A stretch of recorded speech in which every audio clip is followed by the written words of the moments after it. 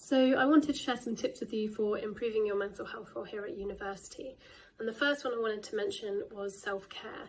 It's often a really simple thing that's overlooked or minimised, and actually it's usually one of the first things to go when we're feeling really overwhelmed or stressed or anxious or down. And these are things like eating well, getting a good night's sleep, having some exercise or a breath of fresh air, things like making sure you're keeping hydrated, or making sure that you're managing your physical illness if you have any physical illnesses, so taking prescribed medication and getting the right treatment. Things like avoiding substances that aren't helpful, caffeine, nicotine, alcohol, drugs, all of these things really affect our mood and our energy levels. So really important to be mindful of our self-care and try and look after ourselves as best as we can. The second tip I wanted to share with you was around finding a space for joy, whether that's a hobby, an activity, spending time with friends.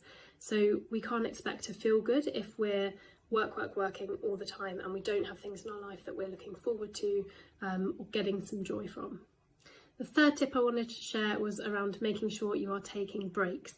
So we tend to feel really guilty or anxious if we're taking time off from doing our work.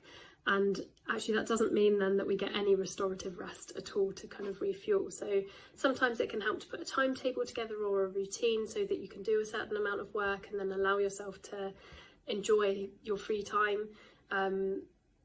But taking breaks and having that rest and looking after yourself is part of the productivity. It's a really important life skill that will see you through university and beyond. So the fourth tip I wanted to share with you was around connection. And if COVID has taught us anything, it's that too much time on our own and feeling isolated is one of the worst things for our mental health.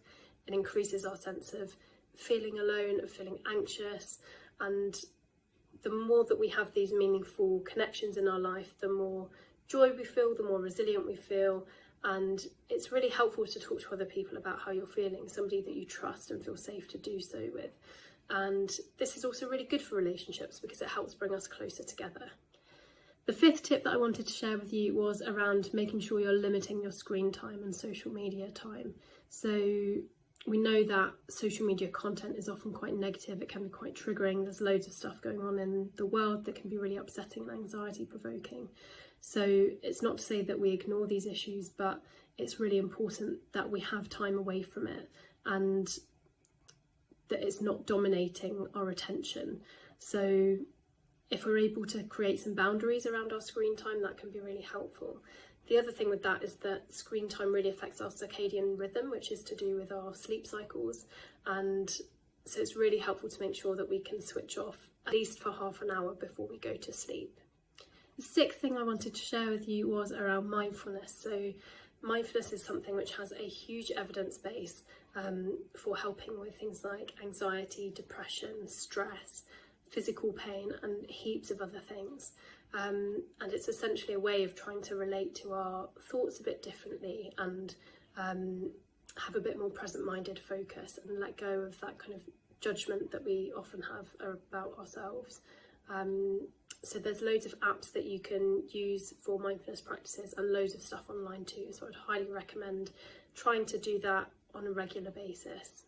My next tip is around self-compassion. So very often when we struggle, we have a lot of negative self-talk. We can be our own worst critic and be really harsh on ourselves. We say things to ourselves that we wouldn't dream of saying to other people.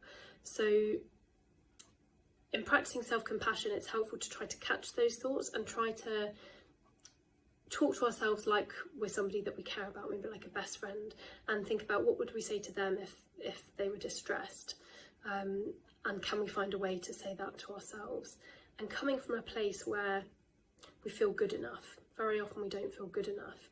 We're human, we're imperfect, we're flawed. We also all have unique gifts to share with the world, and so it's really important to try and connect with that sense of feeling good enough.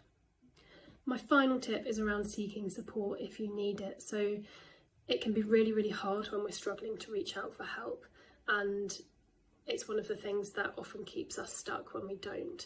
So we'd recommend speaking to somebody, whether that's family or friends, or reaching out to a service like the Counselling and Wellbeing Service, and making sure that you're talking to somebody about how you're feeling and accessing the right support.